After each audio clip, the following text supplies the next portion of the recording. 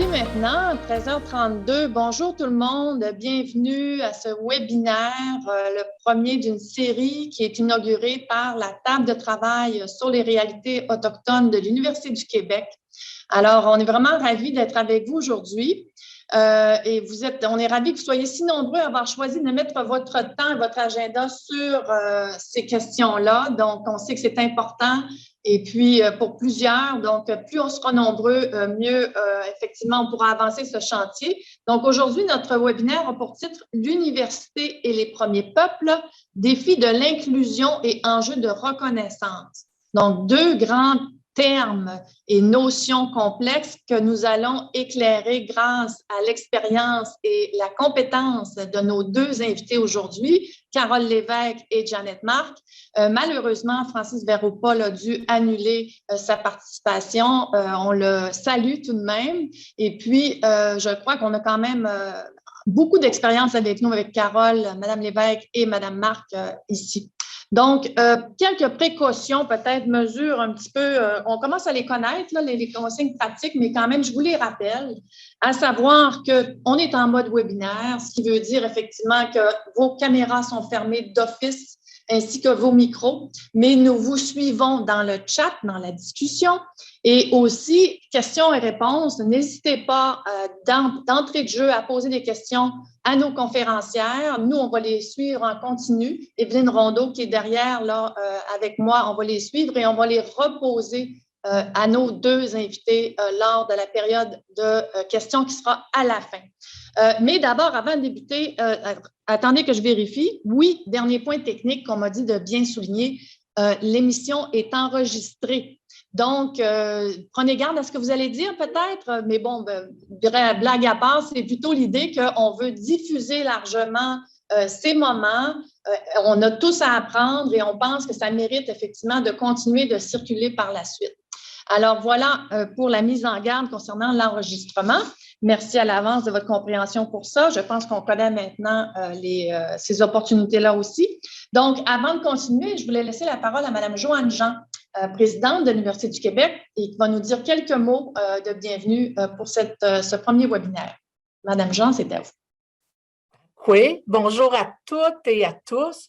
Puis je vais me permettre de reprendre une formule que j'utilise souvent en vous demandant de vous prier, de vous considérer chacune comme personnellement saluée. D'autant plus que j'ai vu sur le chat qu'il y a plusieurs personnes que je connais personnellement, qui sont autour de l'écran.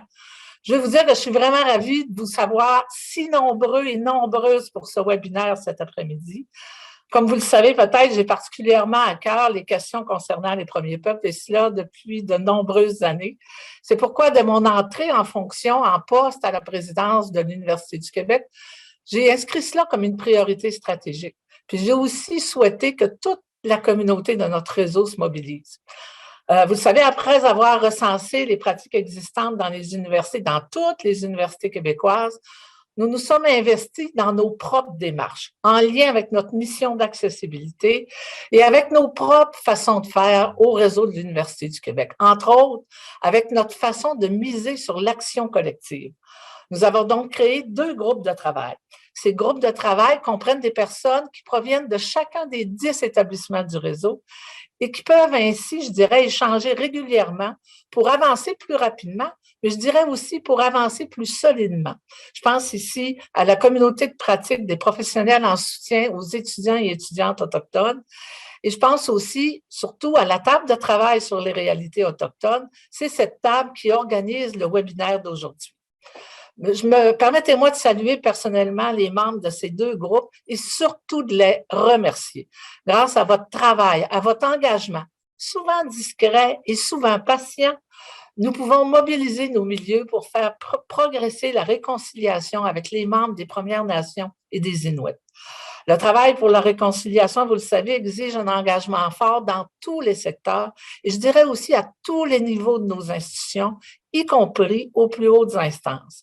Et je suis très fière de savoir que les chefs d'établissement du réseau de l'Université du Québec aient profité du Forum national sur la réconciliation qui a été organisé en septembre dernier pour marquer clairement leur volonté de faire plus et mieux avec les premiers peuples. Je suis aussi ravie de constater que la mobilisation est très, très présente dans notre communauté. Ce webinaire nous permet de voir, même à distance, que de nombreuses personnes ont à cœur ce chantier et qu'elles veulent y contribuer à travers leurs rôles respectifs, que ce soit en enseignement, en recherche, en soutien à la population étudiante, que ce soit dans des postes de liaison, de conseil, de gestion, de direction. Votre participation démontre que l'intérêt s'exprime dans tous les services et à tous les niveaux de nos universités. Nous convenons que nous devons avancer ensemble et de plus en menant de front plusieurs dossiers. Nous savons que le chemin sera difficile par moments, entre autres parce que tout cela touche des enjeux très complexes, parce que ça remet en question des façons de faire, puis ça remet, je dirais, en question aussi même nos façons de penser. Le webinaire d'aujourd'hui nous permet de faire un pas en nous permettant de mieux comprendre la vaste question de la reconnaissance des premiers peuples et aussi comment il se conjugue notamment avec le chantier mené sous le grand chapeau de la diversité, de l'équité et de l'inclusion. Comprendre, je dirais, c'est un premier point important pour nous permettre d'avancer ensemble. Alors, un immense merci à tous et à toutes pour votre participation aujourd'hui. Et surtout, merci à nos deux invités, Carole Lévesque et Janet Marc, deux personnes que j'estime grandement. Je vous remercie beaucoup de votre engagement. Et surtout, je nous souhaite à tous et à toutes un bon webinaire. Merci beaucoup, Madame Jean, pour ces bons mots, pour débuter avec enthousiasme, je dirais, notre webinaire. Alors, comme vous dites, si bien comprendre, c'est le premier pas, effectivement, et c'est ce que propose cette série de webinaires.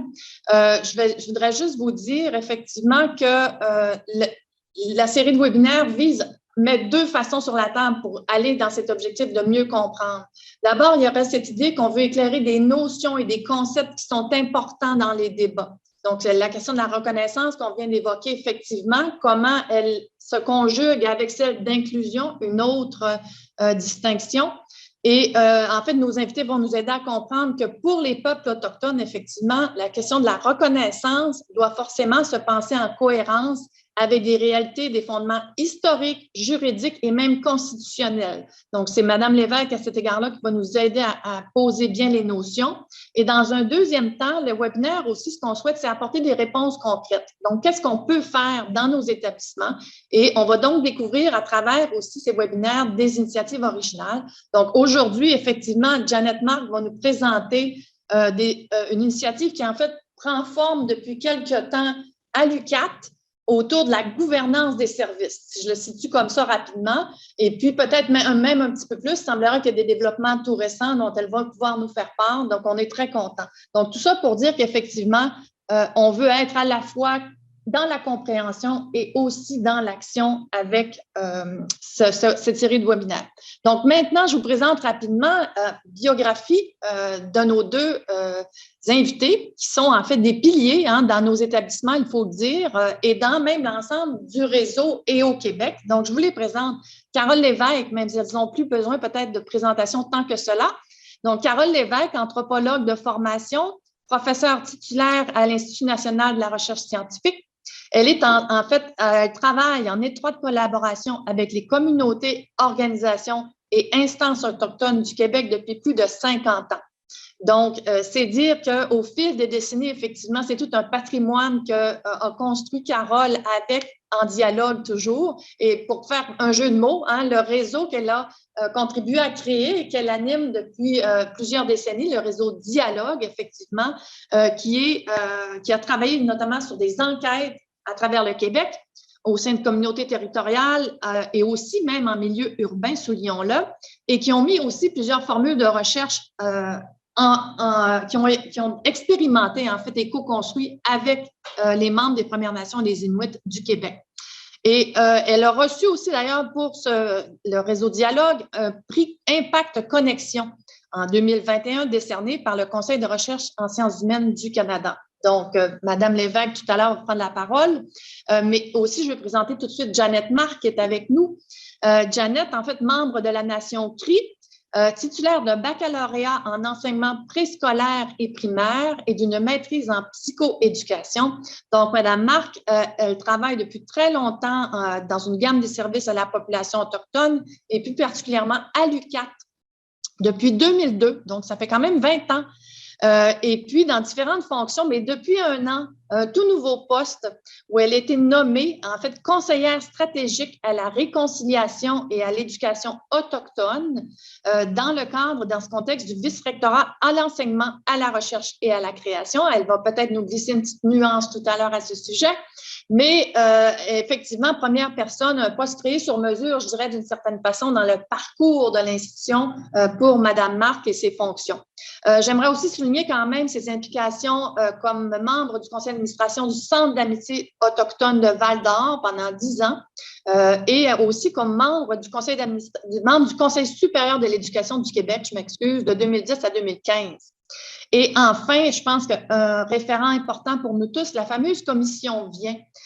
Si vous connaissez, commission d'enquête sur les relations entre les Autochtones et les services publics, qui a quand même été fondamentale au Québec et qui a remis un rapport dont on peut s'inspirer certainement dans nos actions pour les universités. Alors, on va procéder, Carole en premier, Mme Lévesque en premier et ensuite Mme Marc. Et elles vont s'enchaîner, elles travaillent tellement bien ensemble, aucunement besoin de ma présence, si ce n'est pour signifier peut-être que le temps avance. Et ensuite, dans un troisième temps, donc vers 13h, 14h40, si je ne me trompe pas, on prendra une période de questions à travers, je rappelle, le module de questions et réponses. Donc, n'hésitez pas, on continue à nous faire part de vos questions et nous les dirigerons à la période de questions vers nos deux invités. Donc, voilà, sans plus tarder, je vous laisse la parole et je crois que c'est Carole tout d'abord qui va commencer. Merci à l'avance, mesdames, à vous deux pour vos contributions pour ce premier webinaire de la TETRA. Alors, bonjour à vous tous et toutes et merci à la TETRA de nous fournir l'occasion de contribuer à une sensibilisation accrue du personnel et des membres du réseau de l'Université du Québec. C'est à la fois un privilège de pouvoir nous adresser à vous, mais c'est aussi un réconfort de constater à quel point les réalités autochtones suscitent un intérêt légitime. Il ne fait aucun doute que les considérations relatives à l'EDI, équité, diversité, inclusion, ont ouvert plusieurs portes à ce sujet et ont conduit à des questionnements et des remises en question majeures. Elles sont aussi, ces considérations, à l'origine de nombreuses initiatives, prises de position, engagements. En fait, aucune instance universitaire n'y échappe actuellement, aucun organisme subventionnaire d'ailleurs, et c'est sans parler de toutes les organisations de la société. Ces considérations, par exemple, ont mené à la création de postes dédiés spécialement à l'EDI au sein des différentes universités, au-delà du réseau UQ, bien sûr. En d'autres termes, bien que relativement récentes, ces considérations, ces mesures ont déjà porté fruit et donné lieu à un très grand nombre d'actions dans le but manifeste de faire tomber des barrières érigées depuis fort longtemps entre les uns et les autres. Il reste cependant qu'aborder les réalités autochtones sous l'angle de l'EDI, s'il s'agit d'un gain sociétal à plusieurs égards, comporte aussi une zone d'ombre et d'ambiguïté sérieuse puisque les premiers peuples sont loin de se limiter à la somme des personnes qui en font partie.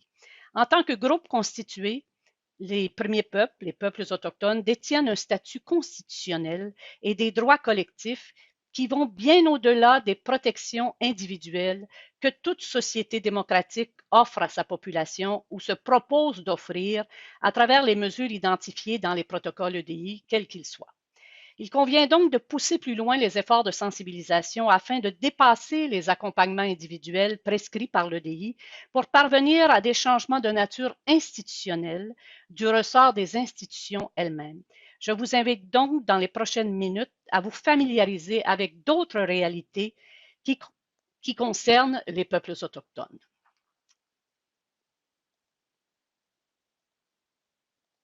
Bon. Alors, Marie-Josée a bien expliqué l'origine de ce webinaire, qui est une production collective, vous l'avez vu, même si seulement 2 personnes prennent la parole aujourd'hui. Donc, il sera question de diverses dimensions relatives aux cultures, aux savoirs, aux réalités autochtones pour éclairer les initiatives de réconciliation et de reconnaissance qui marquent les rapports entre le monde universitaire et le monde autochtone. Madame Jean y a fait mention tout à l'heure. On fera état, évidemment, avec les exemples de l'UQAT, de mise en œuvre, de mise en pratique de ces dimensions. Alors, les trois principaux objectifs qu'on entretient à travers ce webinaire sont les suivants. On souhaite acquérir et on souhaite que nos universités et nos dirigeants, le personnel, puissent acquérir une nouvelle littératie au regard des réalités autochtones. On souhaite évidemment s'engager vers une société plus juste, équitable, démocratique et construire le rapprochement et agir le vivre ensemble. Ce qui veut dire, dans bien des cas, pour les Autochtones, de construire la réconciliation. L'UQ s'est déjà prononcé en matière de réconciliation, en visant à augmenter continuellement le niveau de sensibilité et les connaissances au regard des réalités historiques et contemporaines des premiers peuples, favoriser l'embauche de personnes autochtones, soutenir le travail des directions des équipes professorales afin d'introduire des contenus et des objectifs d'apprentissage relatifs aux enjeux et réalités des Premières Nations en se basant sur la compétence 15 telle que identifiée par les commissions de l'APNQL, de l'Assemblée des Premières Nations du Québec-Labrador, cette compétence qui fournit des orientations très claires sur les types de formations qui peuvent être offertes dans les différentes universités. Et finalement, on souhaite renforcer les capacités des personnes qui œuvrent dans ces chantiers en animant des espaces d'échange, de partage entre les divers établissements.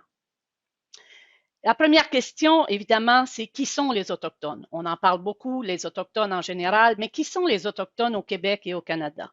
Et c'est très important de retenir qu'il y a une loi constitutionnelle, notre loi constitutionnelle canadienne, qui en 82 a clairement identifié qui sont les Autochtones au Canada, c'est-à-dire le terme autochtone est un terme générique qui correspond aux trois groupes de descendants des premiers habitants habitantes du Canada, les Premières Nations, les Inuits et les Métis.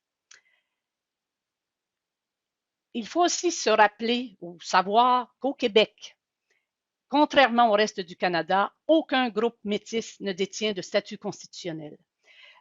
Donc, l'expression peuples autochtones, quand on en parle ici et dans d'autres circonstances, renvoie aux Premières Nations et aux peuples inuits. Il y a des raisons à ça, des raisons historiques, mais étant donné qu'il s'agit d'une loi constitutionnelle, il faut pouvoir s'instruire, si on veut, de ces considérations. Les peuples autochtones ont donc une protection et un statut constitutionnel, ce qui les différencie de tous les autres groupes, par exemple, que l'on recense, si on veut, à l'intérieur des protocoles EDI. Ce statut constitutionnel, je ne vais pas tout lire, toute cette information-là, vous pourrez y avoir accès par la suite éventuellement. Ça veut dire que les peuples autochtones détiennent des titres. Donc, le titre autochtone, qui est un droit inhérent, reconnu par la common law, qui découle de l'occupation, de l'utilisation et du contrôle des terres ancestrales par les peuples autochtones avant la colonisation. Ils ont aussi un titre ancestral, qui est un droit collectif et non pas individuel, qui permet de mieux saisir la nature juridique des terres ou des territoires autochtones. Les peuples autochtones au Québec, donc les Premières Nations, ont été reconnus en 1985 par l'Assemblée nationale du Québec. Une motion a été adoptée à cet égard et ça concerne l'ensemble des nations autochtones qui regroupent les Premières Nations au Québec. Et juste pour vous donner quelques informations, l'Assemblée nationale a reconnu leur droit à l'autonomie au sein du Québec, le droit à la culture, la langue, les traditions, le droit de posséder, de contrôler des terres, le droit de chasser, piéger, pêcher, récolter, participer à la gestion des ressources fauniques. On déclarait à l'époque déjà que ces droits s'appliquaient autant aux hommes qu'aux femmes Et l'Assemblée affirmait de cette manière sa volonté de protéger dans ses lois fondamentales les droits inscrits dans les ententes conclues avec les nations autochtones. Les 10 nations autochtones plus le peuple inuit ont été reconnus en 85. La nation Wolastoqey, Washipekuk, seulement en 1989, mais fait partie quand même de cette motion. Donc, il faut garder à l'esprit ces protections collectives qui sont reconnues aux peuples autochtones. Il faut savoir aussi que les peuples autochtones, avant la colonisation, et tant bien que mal pendant la colonisation jusqu'à aujourd'hui, constituent ce qu'on appelle des sociétés organisées. Qu'elles étaient ou qu'elles soient nomades ou sédentaires, des sociétés organisées, ça veut dire des groupes constitués, organiques, qui permettent la survie du groupe et la protection de ses membres. Il y a eu, on ne va pas trop s'étendre sur la colonisation, mais il y a eu plusieurs types de colonisation et il y a eu des époques aussi, normalement, qu'on apprend à la petite école, mais pas nécessairement, ce n'est pas nécessairement le cas aujourd'hui. D'abord, le régime français jusqu'en 1760, le régime anglais jusqu'en 1867 et le régime canadien en vigueur. Dans tous les cas, ces régimes, ces différents modes de colonisation ont eu un impact sur les ressources, les populations, les territoires et les relations que les gens, les groupes, les familles, les groupes de chasse, les groupes sédentaires entretenaient les uns les autres. Ces ressources, ces populations, ces territoires, ces relations étaient inscrites dans des pratiques et des savoirs qui se transmettaient de génération en génération pour permettre justement la suite du temps, si on veut, la renaissance génération après génération de ces sociétés jusqu'à aujourd'hui. Dans un autre webinaire, on pourra aborder pour ces questions-là, pour plus spécifiquement les chercheurs qui entretiennent des projets ou qui souhaitent développer des projets avec les peuples autochtones. Alors, lorsque l'on parle d'EDI, on a toujours ce trio de termes, équité, diversité, inclusion. Nous vous proposons de prendre acte de d'autres trios de termes, comme dans un premier temps, colonisation, assimilation, aliénation. C'est clair que la colonisation, ses ramifications, se sont déployées et se déploient encore aujourd'hui dans toutes les sphères de la société. Les espaces d'infiltration de l'entreprise coloniale ont touché tous les secteurs, que ce soit sur le plan de l'identité, de la culture, de la vie sociale, des régimes économiques, du politique, du territorial, du juridique. C'est certain que les sociétés organisées dont je parlais à l'instant ont été fortement ébranlées à cause de la colonisation. Donc, la mise en réserve, l'épisode des pensionnats indiens, la sédentarisation forcée dans bien des cas, ont profondément modifié l'ordre des choses au sein de ces sociétés organisées, ont coupé les filières de transmission et ont érodé les pratiques qui favorisaient l'équilibre des groupes, de même que les modes d'interaction et de collaboration qui présidaient aux relations entre les groupes au sein d'une même collectivité ou d'une même société. Cependant, les principes fondateurs, l'essence même des règles, des mécanismes qui régissaient le vivre ensemble et favorisaient la cohésion sociale existent toujours. Quand on parle aujourd'hui de résurgence, on parle de cet ensemble de principes fondateurs, de clés qui nous permettent, qui permettent une résurgence des valeurs, des principes, des modes de fonctionnement qui étaient ceux d'avant la colonisation à grande échelle. Un autre trio de termes, on vient de voir colonisation, assimilation, aliénation. Je vous en propose un deuxième qui vient s'ajouter au premier dont je viens de parler, mais aussi à ce trio EDI. c'est celui de la décolonisation, de la reconnaissance et de la réconciliation. On peut difficilement aborder les réalités propres aux peuples autochtones sans se doter aussi d'un autre vocabulaire. Je parlais au tout début de la présentation de cette littératie que l'on se doit d'acquérir. Donc, cette décolonisation vise à restaurer les relations qui ont été rompues par le colonialisme.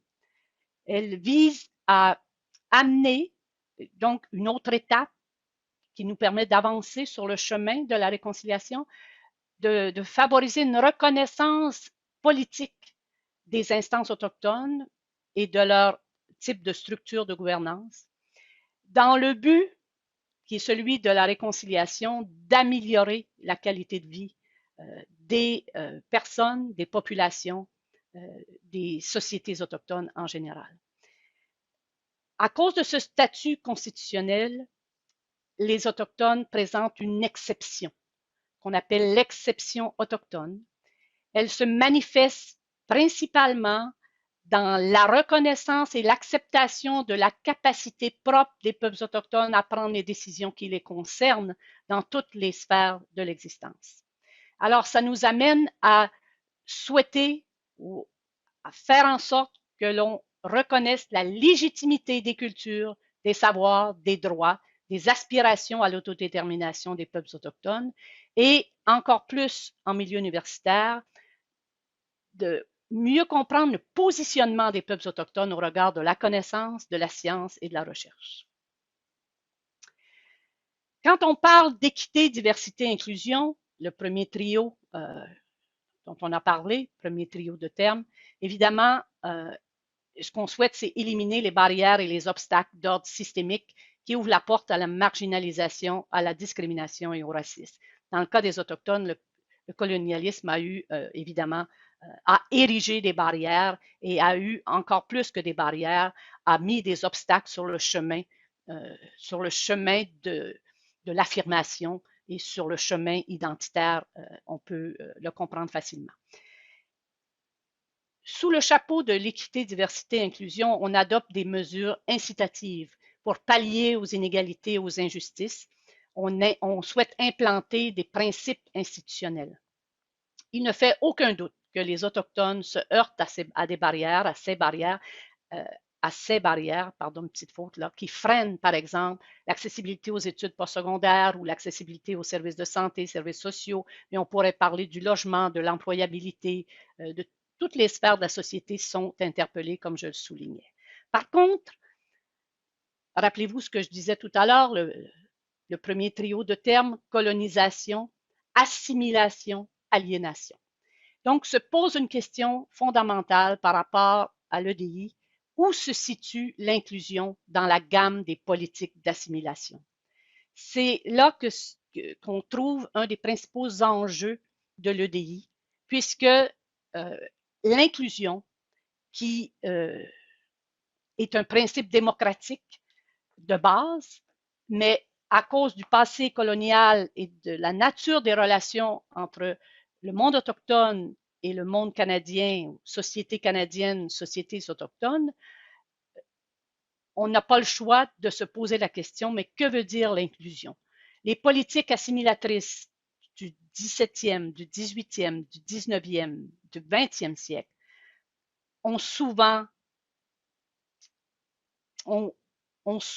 été des politiques d'inclusion. C'est-à-dire, on inclut les Autochtones, on veut faire en sorte que les Autochtones soient inclus dans la société dominante. Et c'est là que le bas blesse d'une certaine manière. La question de l'EDI est basée sur des protections individuelles. On a toute une histoire au Québec, au Canada, depuis plus de 40 ans, presque 50 ans, d'engagement, de loi même, en fait de protéger les individus, quels qu'ils soient. Par exemple, on développe des mesures actuellement pour contrer la sous-représentation des groupes marginalisés. On veut valoriser les parcours qui ne sont pas les mêmes partout. On veut respecter les valeurs que certaines personnes portent, principes de vie autres que ceux de la société dominante. Mais dans le cas des Autochtones, ce n'est pas suffisant. Il faut aller plus loin que ces protections individuelles. Alors, je fais un petit détour pour vous expliquer un peu dans la suite de ce que je disais au début, que les peuples autochtones se distinguent au sein de la société canadienne, de la société québécoise. Ils se distinguent par rapport à eux-mêmes déjà, mais aussi parce qu'ils constituent un monde qu'il faut voir non pas à l'intérieur de nos propres structures, mais bien à égalité, un monde parallèle en quelque sorte. Alors, pour vous donner quand même quelques petites informations de base, toujours dans cet esprit de littératie à acquérir, ben, il faut savoir que la population des Premières Nations, du peuple inuit au Québec en 2016, dernier recensement, est d'environ, disons, grosso modo, entre 115 et 120 000 personnes. J'ai mis 113 525, c'est des chiffres assez précis avec un plus, c'est que chaque source d'information présente certaines limites méthodologiques, mais quand on les regarde dans l'ensemble, on arrive à ce nombre, 115 000 jusqu'à 120 000 personnes, Premières Nations inuites au Québec. Encore une fois, on n'inclut pas les personnes qui s'autodéclarent métisses dans ce calcul au Québec. Les nations, encore une fois, de la littératie, il faut au minimum apprendre que les 42 collectivités des Premières Nations se regroupent sous 10 nations. Il faut apprendre à les connaître, à les nommer par leur nom. On parle de à peu près 92 000 et plus, peut-être jusqu'à 100 000 personnes. Le registre des Indiens, j'utilise ce terme parce que c'est un terme administratif, donc ce n'est pas de notre ressort de changer le nom de ce registre qui existe bel et bien encore. On parlait de membres des Premières Nations au Québec, environ 92 000 personnes. Il faut dire qu'à Montréal, par exemple, un peu à Québec, vivent aussi des gens qui appartiennent, qui sont liés à des Premières Nations qui proviennent de l'extérieur du Québec. Donc, on a des populations qui sont encore plus diversifiées qu'on le pense. Du côté des Inuits, on parle d'environ 14 000 personnes au Québec, réparties dans 14 villages, et une catégorie que j'appellerais résiduelle de identité non incluse ailleurs ou identité multiple, peu importe la manière dont on regarde ça, ces personnes détiennent soit un statut de Première Nation, soit un statut d'Inuit reconnu. Donc, on les inclut dans nos calculs. Du côté des communautés territoriales, autochtones territoriales, c'est l'expression que l'on utilise aujourd'hui pour parler des réserves. On parle souvent des réserves, on essaie de ne pas utiliser ce terme le plus possible. Et l'énoncé de politique des 3 conseils subventionnaires du Canada a proposé ces dernières années d'utiliser le terme communauté autochtone territoriale afin de distinguer les communautés autochtones urbaines qui se créent dans les villes depuis quand même fort longtemps. Il faut savoir qu'il y a environ 55 de la population des Premières Nations des Inuits au Québec qui réside dans des villes, ce qui équivaut à peu près à 60 000 personnes. Et que la croissance à l'échelle provinciale des Premières Nations, qui se situe à peu près à 3,9 est 2 fois plus rapide dans les villes, ne serait-ce qu'avec l'accès aux études supérieures, avec des liens de plus en plus développés entre les communautés territoriales et les communautés urbaines. Bref, on est actuellement dans un paysage géopolitique autochtone qu'il faut bien comprendre pour ne pas penser uniquement que les personnes autochtones résident au sein de communautés territoriales autochtones. La population autochtone urbaine est de plus en plus importante numériquement parlant. il faut tenir compte de ça si on veut comprendre de quelle manière ces sociétés sont organisées. Elles continuent d'être des sociétés organisées malgré les impacts très forts que le colonialisme leur a fait subir. Mais depuis au moins 50 ans, ces sociétés se réorganisent, se dotent de moyens, d'outils, de gouvernance, de vie communautaire, de vie associative, et il faut tenir compte de ça si l'on s'intéresse aux réalités autochtones. Dans les villes au Québec, donc au moins 60 000 personnes, il y a des personnes autochtones au Québec dans 699 municipalités. Donc, plus de la moitié des municipalités du Québec, il y en a 1200 quelques, ont une population autochtone. 30 villes parmi ces 699 comptent au moins 300 personnes des Premières Nations des Inuits ou plus. Et 49 villes comptent 5 de leur population membres des Premières Nations des Inuits. Alors, il y a des régions qui comptent un grand nombre de Premières Nations. Gatineau, Montréal, Sherbrooke, Lanaudière, Trois-Rivières, Québec, Saguenay, et des villes avec de forts effectifs, Rouyn-Noranda, Val-d'Or, La Tuque, Sept-Îles, Gaspé, etc. À elles seules, Gatineau, Montréal et Québec comptent plus du quart de la population autochtone urbaine au Québec.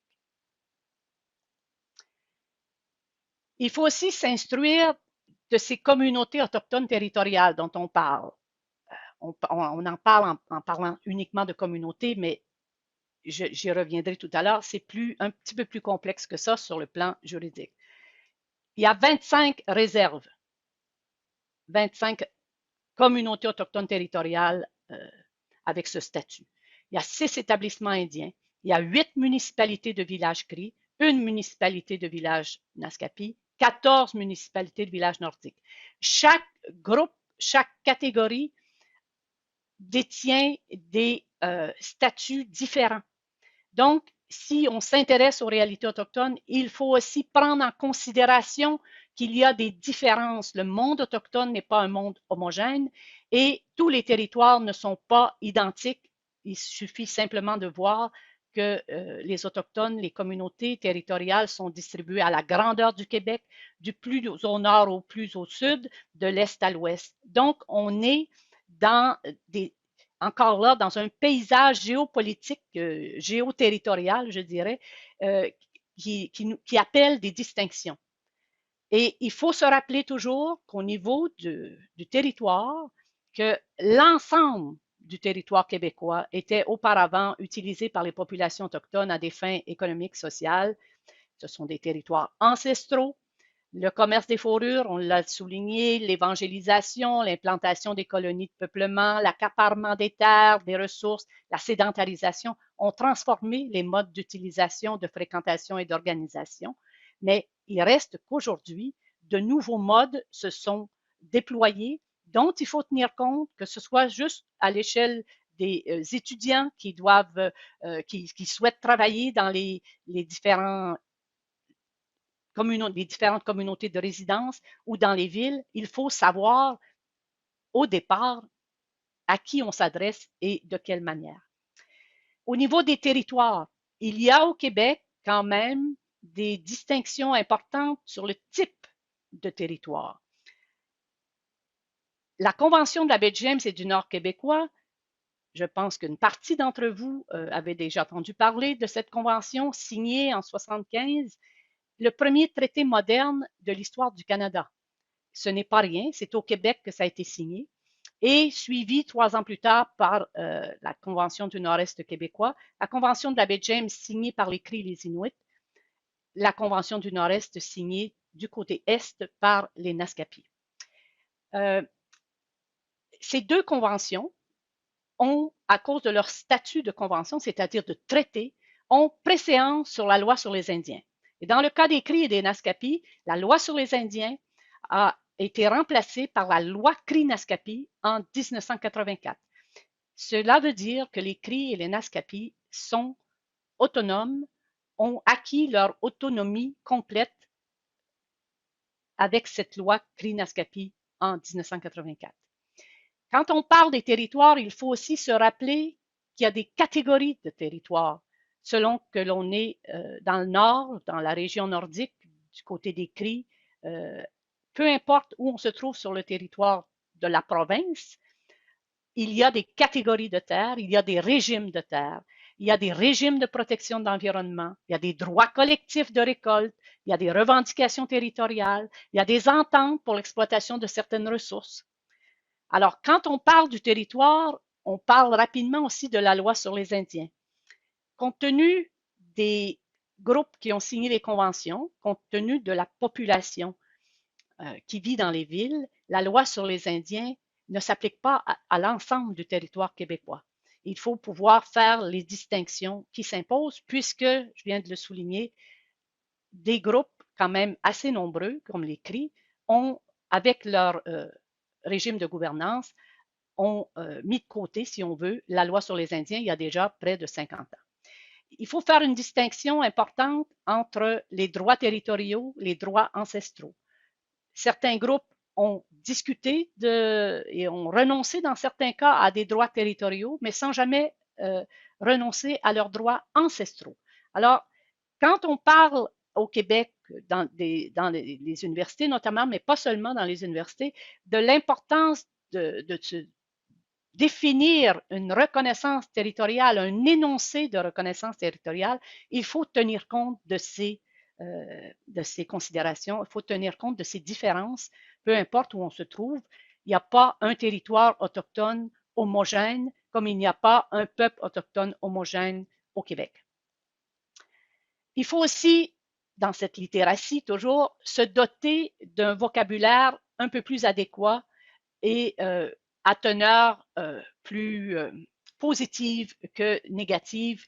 Souvent, les termes ont été hérités de la période coloniale. Par exemple, les termes indiens, amérindiens ne sont plus utilisés au Québec, même s'il reste au niveau des catégories administratives gouvernementales des expressions que pour l'instant on ne peut pas changer nous-mêmes. La loi sur les Indiens, on l'a vu, le statut d'Indien inscrit ou d'Indienne inscrite, une bande indienne, ça continue d'exister. Une réserve indienne, ça continue d'exister. Évidemment, on ne peut pas modifier ça, mais on peut quand même limiter grandement leur usage qui est devenu, enfin leur usage, puisqu'il y a deux termes, inapproprié de nos jours. Même chose avec le mot communauté. Je vous parlais de l'importance de distinguer des communautés autochtones territoriales. Il est très fréquent qu'on entende parler des communautés autochtones en général, comme si les communautés autochtones, enfin, dans ce temps-là, on fait souvent référence aux réserves, mais comme si l'ensemble de la population autochtone des Premières Nations, des Inuits, toujours, se retrouvait dans ces réserves. D'abord, les Inuits n'ont jamais vécu dans des terres de réserve, jamais, ni aujourd'hui, ni avant. Il n'y avait pas de réserve en milieu inuit, même s'il y a eu des atteintes à leur territoire. Donc, quand on utilise le mot communauté, on confond aussi souvent au Québec maintenant avec l'expression Première Nation. Une Première Nation, c'est l'ensemble des gens reliés à une bande indienne, à cet espace géographique qu'on appelait une bande indienne, mais on continue de faire abstraction, en parlant dans ces termes-là, de la population des Premières Nations on continue de... Là, on m'a fait un petit message pour que j'accélère la présentation, donc ça m'a distrait, je suis désolée. Une Première Nation regroupe à la fois les gens qui résident à l'intérieur d'une communauté territoriale autochtone et à la fois ceux qui habitent à l'extérieur de cette communauté. Donc, la Première Nation n'égale pas la communauté de résidence d'une partie de cette Première Nation. On a tendance à faire se superposer les termes et les expressions. Même chose avec le terme Inuit, hein, ça correspond aux habitantes du Nunavik. Ces personnes forment le peuple Inuit. Ils n'ont jamais été soumis à l'autorité de la loi sur les Indiens. Et de nos jours, donc, l'expression Première Nation. dont j'ai parlé en parlant de communauté. Ça fait partie des enseignements que l'on doit connaître. Si on parle des protections individuelles qui ont mené aujourd'hui, avec les années depuis 40 ans, 50 ans, au protocole EDI, je dirais, ben, il faut se rappeler que les protections des peuples autochtones sont collectives. Je ne ferai pas la liste de tout ça, mais vous devez savoir que depuis au moins 50 ans, les Autochtones bénéficient de reconnaissance collective. Il y a eu plus de 200 arrêts, décisions de la Cour suprême du Canada qui concernent les peuples autochtones depuis 120 ans à peu près, 125 ans. Il y a des gains à faire, il y a des changements à faire, mais il reste qu'il existe des protections collectives pour les Premières Nations. Également, comme ce sont des sociétés organisées, il y a plusieurs types d'organisations provinciales et on a tendance à les évacuer. On a tendance finalement à ne pas respecter nos propres critères EDI. Parce que si on veut voir la diversité parmi la population autochtone en général, il faut voir aussi qu'il y a plusieurs types d'instances. Évidemment, l'Assemblée des Premières Nations du Québec-Labrador, qui compte 5 commissions et qui est reliée à l'APN au Canada, c'est-à-dire l'Assemblée des Premières Nations nationales. Il y a Femmes autochtones du Québec. Ce n'est pas anodin, surtout dans une perspective EDI, de reconnaître l'existence et les travaux de Femmes autochtones du Québec qui comptent 11 antennes régionales, qui est aussi liée à une instance nationale, qui est Native Women Association of Canada. Et à cause de l'importante présence des Autochtones dans les villes, il faut savoir qu'il existe au Québec le regroupement des centres d'amitié autochtones du Québec. C'est pas rien, c'est fondé depuis 1976. Femmes autochtones du Québec, 1974. La PNQL, qui 85, mais qui en 1985 a changé de nom. C'était la Fraternité des Indiens du Canada avant. Donc, on a là des instances, des organisations politiques, communautaires, associatives, qui ont une longue histoire. Ils ne sont pas nés ces dernières années, qui ont une histoire de plus d'un demi-siècle dans la majorité des cas. Et je vais terminer en parlant rapidement des organisations régionales. Hein. On ne connaît pas ces organisations. Il y a 2 commissions scolaires, il y a l'Institut éducatif Tchakapèche, il y a 51 écoles des Premières Nations au Québec, 17 écoles des peuples chez les Inuits, une quantité énorme, en fait plus de 1000 regroupements, associations, organisations autochtones au Québec pour 120 000 personnes. Alors, vous pouvez constater à quel point ces populations que l'on a tendance à voir simplement un petit peu à gauche, à droite, sont en fait de réelles sociétés organisées et constituent en elles-mêmes un monde, le monde autochtone, dont on doit apprendre à connaître les composantes, les territoires, les principes, les valeurs qu'il propage également. Donc, je vais arrêter ici pour l'instant. Je pense que c'est un tour de force. En ce qui me concerne, je pense que j'ai dépassé d'1 minute seulement. C'est excellent, Carole. Bravo. Bravo. Alors, tu arrives à une diapo, je suis certaine que j'entends déjà les gens là derrière dire non, l'EDI, on veut l'entendre. Mais sachez qu'elle revient. Elle revient, oui. C'est ça. Donc là, c'est Janet qui va nous présenter plutôt à l'UQAT les innovations pour répondre à ces besoins qui sont diversifiés, comme Carole vient de nous le montrer. Puis Carole va revenir enfin sur d'autres diapos. Merci. Janet, c'est à toi. Merci à l'avance. Oui, tout le monde, merci beaucoup de cette belle invitation. Puis merci à toutes les personnes qui sont là. On ne vous voit pas, mais on sait que vous êtes quand même 149 qui nous écoutent et qui nous regardent. Et merci beaucoup, Carole, pour cette présentation. Toujours très, très intéressant, les présentations que tu fais. Alors, c'est ça, moi, dans le fond, c'est ça, je suis effectivement conseillère stratégique à la réconciliation et à l'éducation autochtone à l'UQAP. Le poste a été annoncé en mars 2021, dans le fond, ça fait 1 an.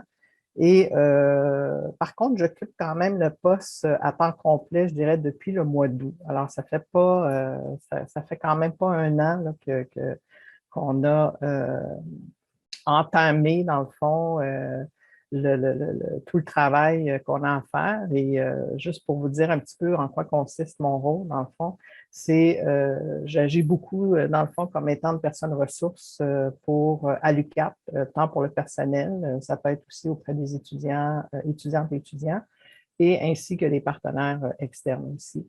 Je suis parfois interpellée aussi pour des travaux d'analyse, de conseil ou d'assistance aussi auprès de la direction, mais aussi auprès des départements ou des services là, qui touchent les questions autochtones.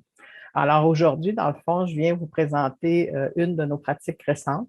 Depuis l'automne 2001, le service Mamawi Mikimudan, qui est aussi un nouveau service et qui est toujours en construction à l'heure actuelle. Dans le fond, le service a mis en place cette nouvelle table de travail qui porte le nom de table multiservice MAMU. Et pour ceux qui connaissent les langues algonquiennes, dont le Cri, les Nuimun ou l'Atikamekw, MAMU veut dire ensemble. Aussi, le slogan que vous voyez à droite, faire ensemble, c'est ce qui nous a inspiré, dans le fond, à appeler notre service le service Mamawi Mikimudan. Actuellement, nous sommes 4 professionnels qui travaillent à l'intérieur de ce service-là. Alors, il y a moi et bien sûr 3 autres personnes, dont Suzy Raté, qui est agente de liaison, Mylène Jubinville, qui est agente de recherche, et il y a aussi Frédéric Corneli, qui est conseillère en développement de projets autochtones.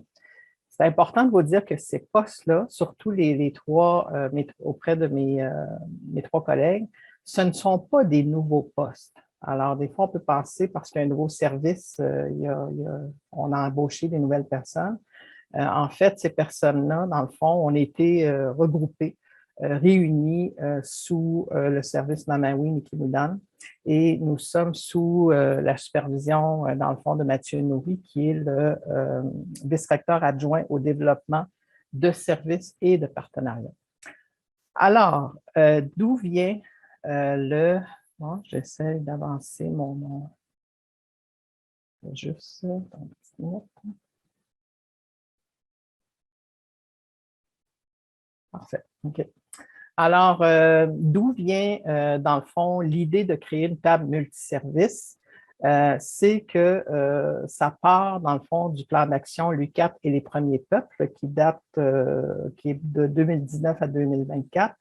Et le plan d'action, dans le fond, l'objectif général de ce plan d'action-là, c'est de renforcer l'engagement de l'UQAP auprès des peuples autochtones et de co-construire aussi ensemble un environnement d'éducation qui favorise la sécurisation culturelle et la décolonisation des savoirs. Alors, ce plan d'action, dans le fond, c'est un de nos guides aussi, et c'est un guide qui nous oriente, dans le fond, dans notre travail. Aussi, la création de la table multiservice est une des actions ciblées qu'on retrouve à l'intérieur du plan d'action l'UQAP et les premiers peuples. Alors, sous l'axe 2.1, dans le fond, qui est service interne de l'UQAP, c'est là où on retrouve, dans le fond, l'idée de créer une table multiservice. Alors, c'est de cette façon-là qu'on l'appelle, dans le fond, dans le plan d'action. Alors, c'est sûr que, comme je vous disais, l'équipe du service Mamawi Mikimudan s'est mise au travail, je dirais, en juin 2021, où on a commencé à réfléchir, dans le fond, à cette table de travail. Et à partir des observations et des besoins qui ont été identifiés, on a commencé, dans le fond, à écrire les termes de référence. Et par la suite, on a présenté aux futurs membres de la table ces termes de référence.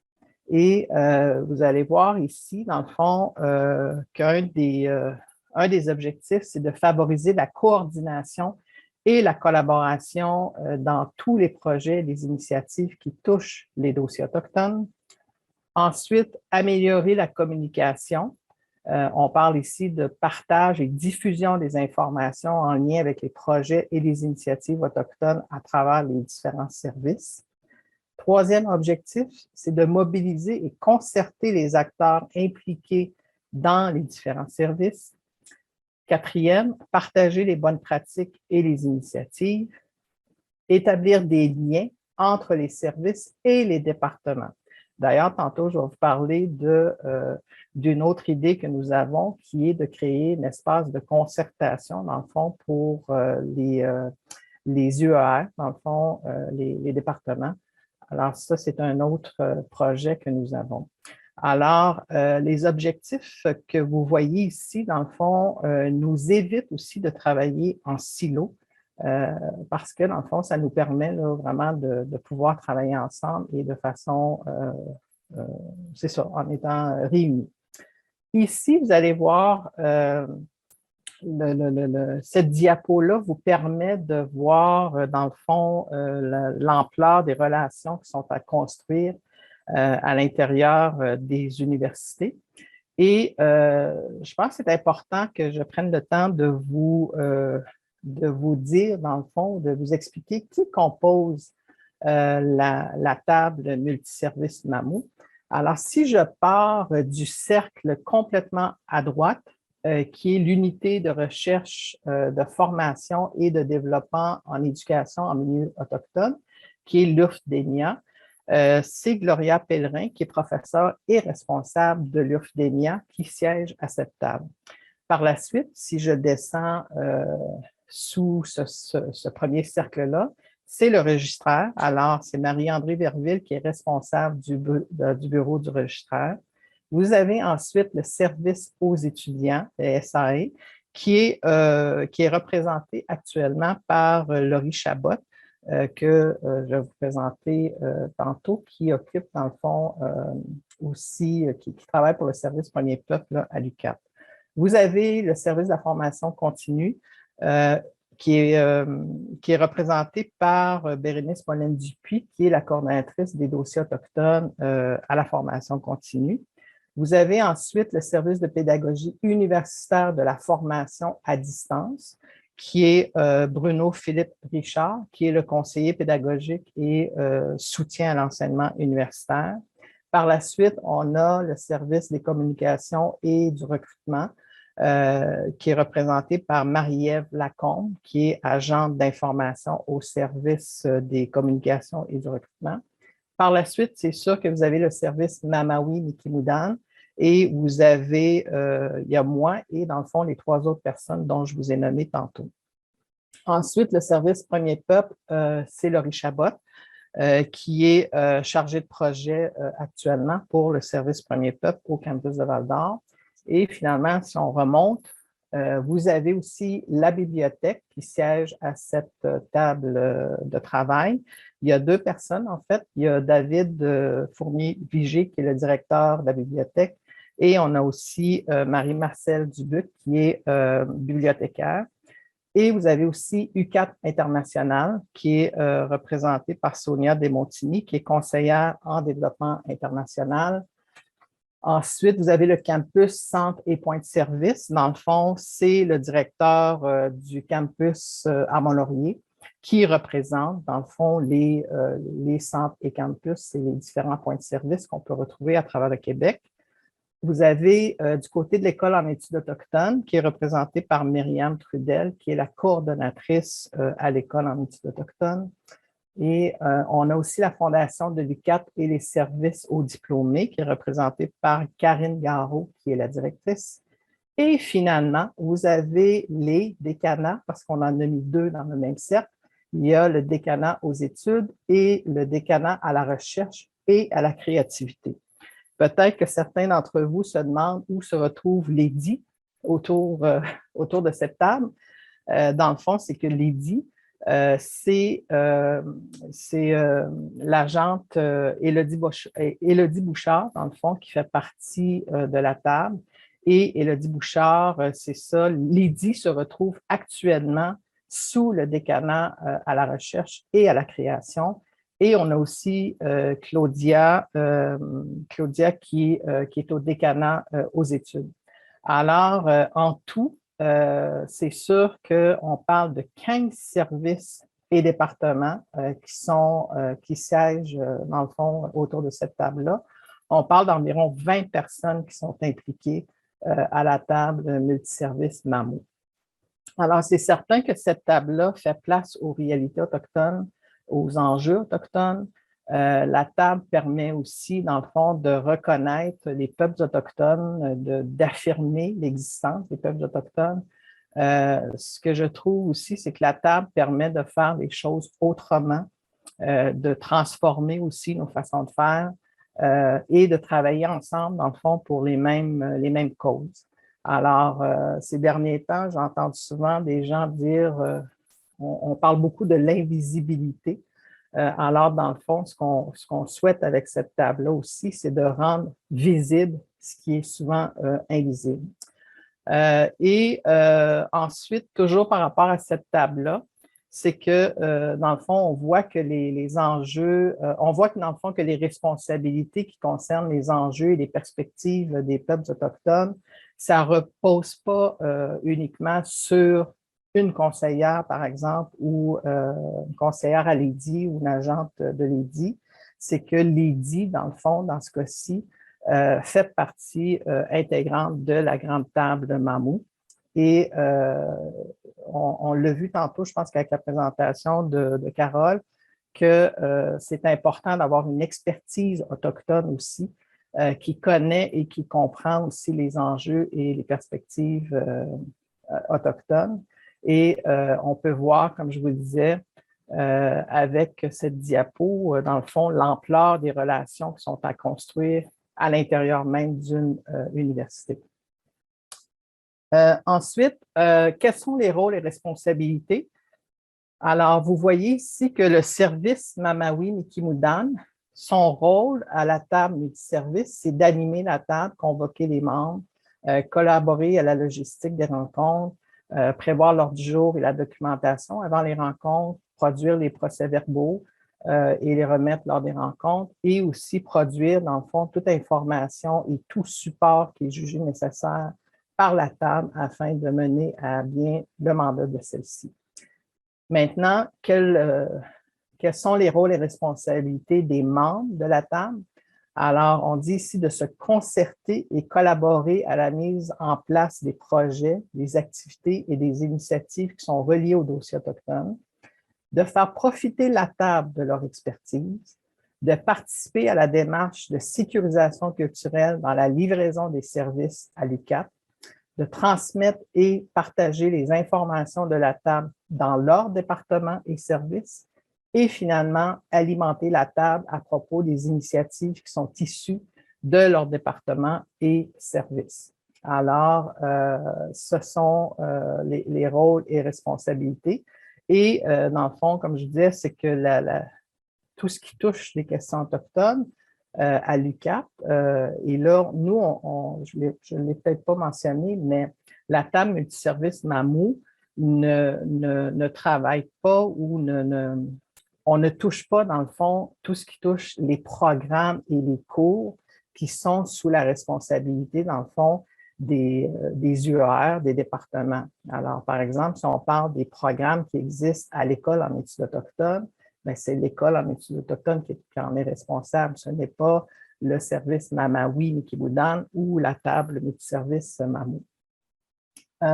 Ce qu'on a fait quand on a débuté notre première rencontre en octobre, on a demandé aux membres de la table, dans le fond, de nommer les enjeux ou les attentes qu'ils avaient. Et je vous en énumère quelques-uns ici. On parlait des enjeux dans les centres et campus qui ne sont pas les mêmes et les territoires se développent à géométrie variable. Enfin, je pense que ça revient encore à ce que Carole mentionnait tantôt, c'est que même au niveau des nations autochtones, des communautés autochtones, c'est différent, ce n'est pas homogène. Alors, c'est la même chose au niveau des centres et campus, dans le fond, qui se retrouvent sur les territoires. Cette table aussi permet de voir comment on peut intervenir ou déployer les services dans chacun des territoires, de réunir et comprendre les liens à travers tous les projets développés ensemble. Il y avait aussi l'espace où l'on peut échanger au sujet du plan d'action l'UQAP et les premiers peuples.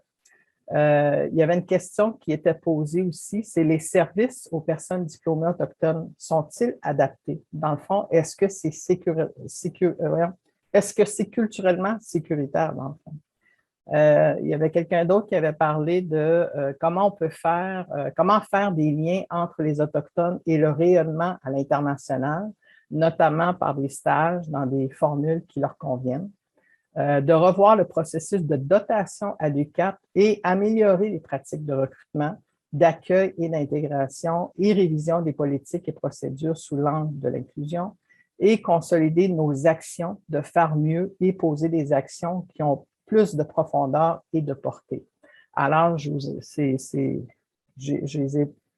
n'ai pas tout mis, dans le fond, les enjeux et les attentes qui ont été nommés par les membres, mais je trouvais ça intéressant de vous présenter ceci. Maintenant, la façon, comment on s'est organisé, dans le fond, à l'intérieur de cette table-là, c'est que des comités ont été formés pour travailler sur des chantiers spécifiques en fonction des enjeux qui ont été identifiés. Alors, vous avez l'auto-identification et vérification de l'identité autochtone. On a le fameux babillard virtuel pour diffusion des emplois disponibles, bourses, stages. Ceux qui travaillent dans les dossiers autochtones, vous le savez, on reçoit énormément d'informations par rapport à des emplois, par exemple, où on nous demande de diffuser ça dans notre réseau. Alors, on tente de trouver un moyen pour créer peut-être un babillard virtuel qu'on pourrait retrouver sur le site web. Aussi, bon, il y a la bibliothèque, la collation des grades étudiants autochtones, la décennie internationale des langues autochtones 2022-32, l'espace de concertation pour les départements. Alors ici, on parle des professeurs, des chargés de cours, l'expérience étudiante autochtone anglophone. Il y a aussi le dossier de la reconnaissance territoriale et la semaine pour l'élimination pour la discrimination raciale qu'on vient de terminer la semaine passée. Alors, il y aura d'autres comités qui vont être formés pour d'autres dossiers. Bilan des activités de la table. Alors, c'est sûr que oui, il y a eu la mise en place de la table. Depuis octobre, dans le fond, on a eu 6 rencontres. Alors, c'est une rencontre par mois. On permet aussi, ça permet de sensibiliser et outiller, dans le fond, la communauté universitaire, de mettre en valeur les cultures autochtones, l'histoire, les enjeux, comme je vous disais, de rendre visible, améliorer la communication, partager les savoirs. On parlait des responsabilités qui sont partagées aussi. Et on souhaite aussi faire une évaluation en juin 2022 pour voir, bon, qu'est-ce qu'on a à améliorer pour la prochaine année. Pour terminer, on est en réorganisation. Dans le fond, on est en train vous savez, ça bouge beaucoup. C'est sûr qu'ici, vous voyez, dans le fond, le plan de développement de l'institution 2020-2028. Et un des enjeux, c'est de façonner l'avenir conjointement avec les premiers peuples. Et vous pouvez retrouver, dans le fond, le plan de développement sur le site. Alors, dans le fond, ce qu'on voulait ce qu'on voulait annoncer, et j'avais quand même la permission de notre recteur pour annoncer, dans le fond, cette nouveauté, ce projet. Il y a l'idée, dans le fond, c'est que notre vice-recteur adjoint au développement de services et de partenariats, qui relève du rectorat, dans le fond, a présenté dernièrement le projet de vice-rectorat à la réconciliation et au développement partenarial et international à l'UQAP. Alors, même si on est en attente d'une validation par le conseil d'administration, Il reste que ce projet de vice-rectorat, qui sera un troisième vice-rectorat, est vraiment en processus de finalisation dans les prochains jours. Et cette nouvelle entité organisationnelle, dans le fond, va permettre de coordonner et de soutenir là, efficacement la mission et le développement de l'UQAT au niveau des 4 enjeux stratégiques que vous voyez ici. Alors, on parle de la relation et l'engagement de l'UQAT auprès des premiers peuples, l'internalisation de services, ici c'est le service UQAT international, le développement partenarial, la formation continue et bien sûr, il y a aussi la traduction institutionnelle. Vous voyez que sous ce vice-rectorat, vous allez retrouver le service de la formation continue, le service Mamawi Mikimulan, l'UQAT international, le service de développement partenarial et le service qui touche l'équité, diversité et inclusion. Alors, pour nous, c'est important que le service Mamawi et l'EDI, dans le fond, sont 2 services à part entière. Et alors, on s'assure, dans le fond, que les questions autochtones ne sont pas diluées non plus parmi d'autres services. Alors, c'est important que les deux services aient leur propre identité. Alors, je vois que le temps est rendu presque... Moi, j'ai dépassé mon temps, Carole. Alors, je vais m'arrêter là parce que je pense que les gens ont des questions. Mais ce que je pourrais vous dire, dans le fond, c'est que le résultat qu'on vous montre, dans le fond, autant la table multiservice MAMU que le nouveau vice-rectorat qui est en train d'être créé, ce n'est pas le résultat là, ça n'arrive pas dans le fond du jour au lendemain. C'est un travail de longue haleine, ça demande plusieurs années. Et ce qu'on faisait il y a peut-être 10 ans, 15 ans, on doit faire les choses autrement et pour répondre aux réalités d'aujourd'hui, finalement. Alors, je vous remercie beaucoup, Junchikumdna, et je laisse la parole. Je ne sais pas si Carole, tu veux reprendre la parole. Merci beaucoup, Jeannette. Oui, effectivement, Carole, on avait encore 1 ou 2 diapos pour conclure et faire la boucle avec l'EDI, hein, si je ne me trompe pas. Alors, merci de me donner la parole à nouveau. J'ai essayé de rassembler sur 2 diapos quelques éléments qu'on a abordés dans nos 2 présentations et qui se présentent un peu comme des défis de l'EDI. L'EDI, comme structure, comme protocole. Je ne m'adresse pas aux individus qui sont devenus les porte-parole de l'EDI ou les agents d'EDI ou les agentes d'EDI. Mais dans l'ensemble des défis qui se posent, je crois qu'il y en a quelques-uns qu'on peut identifier rapidement. D'abord, le premier, c'est de reconnaître le poids de l'histoire et de la colonisation dans la construction de la modernité autochtone, mais aussi de la modernité québécoise. Un peu comme Jeannette le disait tout à l'heure, il y a des initiatives qui sont en place depuis longtemps. Notre modernité québécoise se construit aussi autour de ces changements que l'on souhaite apporter dans la société. Il faut s'instruire de l'exception autochtone. Pourquoi c'est différent? On l'a vu. Il y a des statuts constitutionnels, il y a des droits collectifs qui concernent les Autochtones qui dépassent les prescriptions EDI d'une certaine manière. Il faut reconduire les dispositions de la Déclaration des Nations Unies sur les droits des peuples autochtones. Il faut savoir que ça existe. Je suis passée rapidement plutôt autour de ces protections collectives. En voici un exemple. Il faut créer des ponts entre les instances administratives universitaires et les instances de recherche à l'intérieur. L'EDI ne peut pas faire l'économie de la recherche à l'intérieur de l'université. Il faut soutenir et diversifier, bien sûr, les programmes d'enseignement relatifs aux réalités autochtones. Il ne faut pas isoler les initiatives qui relèvent des protocoles EDI, des autres structures internes de gestion et de planification de la vie universitaire. C'est exactement ce que Janet nous a raconté de ce qui se fait à l'UQAT. Il faut aussi, à une échelle très, très pratique, opérationnelle, de base, revoir tous les formulaires administratifs qui existent dans les institutions, parce que ces formulaires sont souvent l'incarnation d'un certain universalisme et les personnes visées par les protocoles EDI, et là, il ne s'agit pas seulement des personnes autochtones, tombent dans les cracks du système, comme on dit. Mais il faut revoir tous ces formulaires. Il faut repenser le caractère supposément universel de tous les outils, mécanismes, mesures en vigueur dans nos institutions. Il faut s'approprier les termes, les dénominations, les formules d'introduction, les modes d'interaction sociale relatifs au monde autochtone. Il faut inscrire les actions EDI dans les appels à l'action, les appels à la justice, les commissions d'enquête et enquêtes existantes.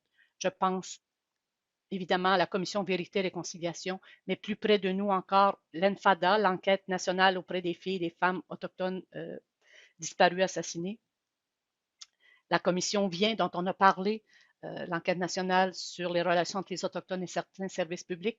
Le chemin est déjà tracé. Donc, on ne peut pas faire l'économie dans les protocoles EDI de ces composantes. Il faut aussi se rendre compte que plus nos institutions vont s'engager sur ce chemin, plus les retombées ne concerneront pas seulement les peuples autochtones ou les personnes de la diversité, mais bien l'ensemble de la société.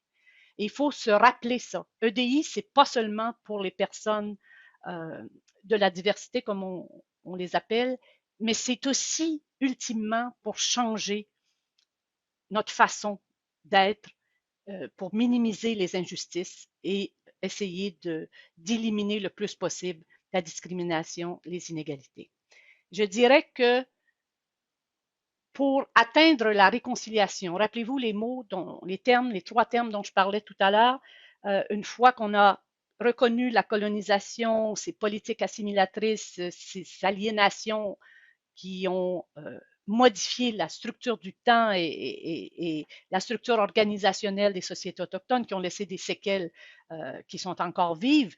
Décolonisation, reconnaissance, on décolonise, on se rend compte qu'il y a eu colonisation, on reconnaît qu'il y a là des sociétés organisées qui ont des droits collectifs et qui sont engagées sur le chemin de l'autodétermination lorsqu'elles ne l'ont pas encore obtenu, et surtout réconciliation.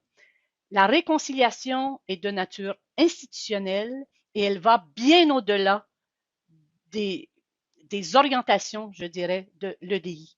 Mais l'EDI ne peut pas faire abstraction de cette reconnaissance.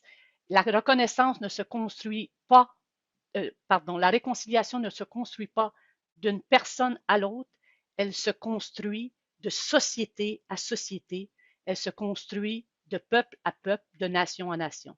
Il ne faut pas perdre ça de vue. Voilà pour les quelques défis qui sont posés à l'EDI lorsque l'on parle des réalités autochtones. Bien, écoute, sur ces mots tellement à la fois optimistes et je dirais qui nous mènent vers effectivement un prochain rendez-vous peut-être. Je voulais vous remercier. On va terminer là-dessus. Il y avait une question qui était sur la question des savoirs, mais je pense qu'on y reviendra probablement, peut-être même spécifiquement lors d'un webinaire. Merci à vous deux, Carole Lévesque, Janet Marc. Je pense que ça a été beaucoup, beaucoup apprécié, tout ce que vous nous avez donné. On voit que le bagage est riche, il est dense, mais c'était hyper bien structuré. Je pense qu'on va être plusieurs à réécouter l'enregistrement parce que ça va nous permettre d'ajouter des morceaux. Et donc, on se donne rendez-vous pour l'ensemble des gens au prochain webinaire qui aura lieu possiblement plus cet automne. Mais d'ici là, n'hésitez pas, on va vous envoyer un petit formulaire d'évaluation pour nous dire votre appréciation. S'il y a des choses qu'on peut améliorer, nous sommes toujours ouverts à ça. Et puis, on remercie encore nos deux intervenantes. Je remercie Mme Jean, qui était effectivement la présidente à l'introduction. Evelyne Rondeau, qui est dans les coulisses, que vous ne voyez pas. Ah, Joanne, bonjour Joanne, merci.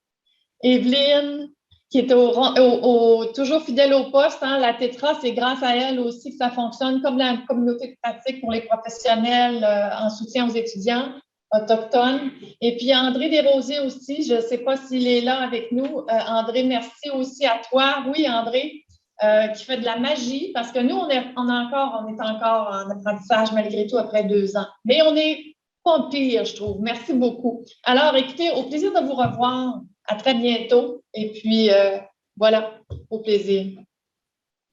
Merci encore.